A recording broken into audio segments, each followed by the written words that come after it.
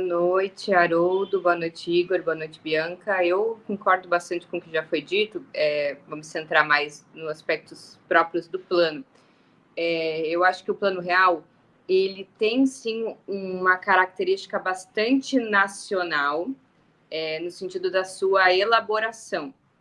O Plano Real ele parte de um diagnóstico bastante original e bem feito de quais eram as características da inflação brasileira, né? Foi conhecido como Larida, né? Porque foi elaborado nos anos 80 pelo Pércio Arida e pelo André Lara Rezende, do que era a inflação inercial, né? Que era uma inércia tanto que vinha do processo de correção monetária que a ditadura militar instituiu lá no PAEG. Então, era uma inflação que se movia a partir da pressão dos preços passados, né? Porque era uma economia muito indexada, mas também uma inflação que se movia a partir da expectativa de inflação futura. Então, ela tinha um componente inercial para trás e para frente.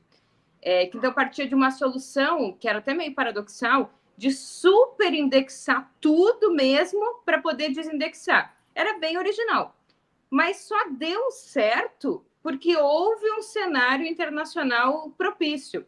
Então, assim, a despeito de ser um plano nacional na sua elaboração, e quando eu digo que é nacional na sua elaboração, é também porque é do ponto de vista nacional de quem queria, dentro do Brasil, implementar o neoliberalismo como projeto.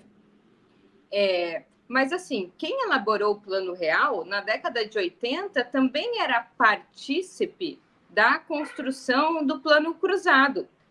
A PUC-Rio, e aí naquela época em conjunto com a Unicamp, menos neoliberal, também elaborou um plano muito parecido, com a mesma constituição, a mesma percepção da inflação inercial. Claro, tinha diferenças, tinha congelamento de preço, tinha tablita, mas não deu certo o Plano Cruzado e deu certo o Plano Real, em boa medida porque no início da década de 80, o mundo passava pelo ajuste da contração de liquidez, né, de capital no mundo, em função do que os Estados Unidos tinham feito, né, com o aumento da taxa de juros e a drenagem de toda a riqueza do mundo para o sistema financeiro norte-americano. E na década de 90 era o contrário. Era o início da globalização produtiva financeira, era uma enxurrada de liquidez no mundo todo. Por isso que o Plano Real é uma elaboração assim original, não estou entrando no mérito bom ou ruim, mas original, boa para estabilizar preços, né? Embora estabilizar preços não seja a coisa única e mais importante, mas ele deu certo não porque as cabeças pensantes elaboraram sim um plano genial. Ele deu certo porque existiam condições objetivas na década de 80 que não existiam na década de 90, que não existiam na década de 80. Então, é importante olhar que todos os países latino-americanos, na década de 80, viviam períodos de inflação elevada ou hiperinflação, e todas estabilizaram na década de 90.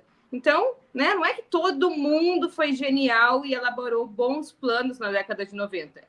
Por um lado, um bom plano, por outro lado, um cenário favorável. E aí é um bom plano para quê?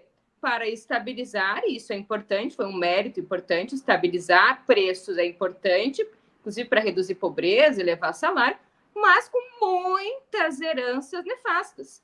Se escolheu para estabilizar, em termos monetários, uma economia, um percurso, um caminho que levou à queda do crescimento, à desindustrialização, a elevado desemprego, a abertura comercial financeira desmedida, um binômio câmbio valorizado, juros estratosféricos, e isso não entra na conta. Então, só se comemora o plano porque estabilizou preços e não se complexifica e não se debate a que custo. Foi importante? Foi importante.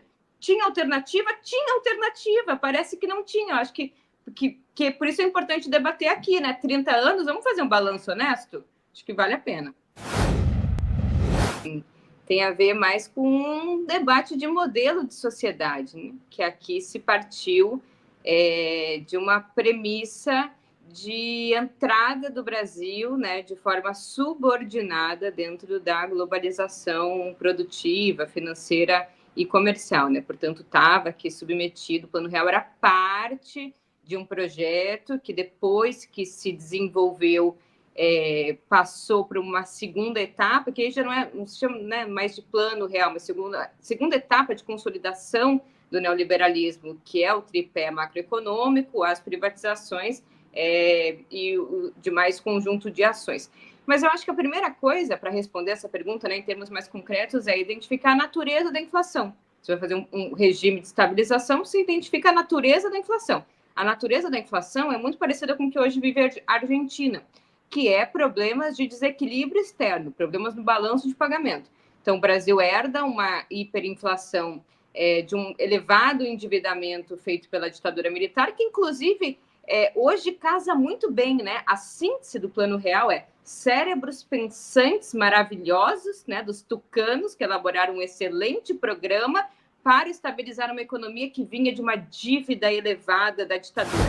Para finalizar, é isso. A gente não precisava ter aquele tipo de âncora cambial que demandou a apreciação da nossa moeda e mais, precisava, naquele cenário, sim, proteção da indústria doméstica. Mas é porque a gente entra junto da estabilização numa ideia de que o próprio Pedro Malan falava de que a melhor política industrial era não ter política industrial. Então, a morte da indústria doméstica não é só via competição desmedida, né, a partir do binômio, né, juros elevado, câmbio sobreapreciado, mas a ausência de qualquer mecanismo de proteção numa indústria que está entrando, né, num novo ritmo de concorrência internacional, sem nenhum mecanismo mais de proteção a despeito dos países centrais seguirem fazendo isso.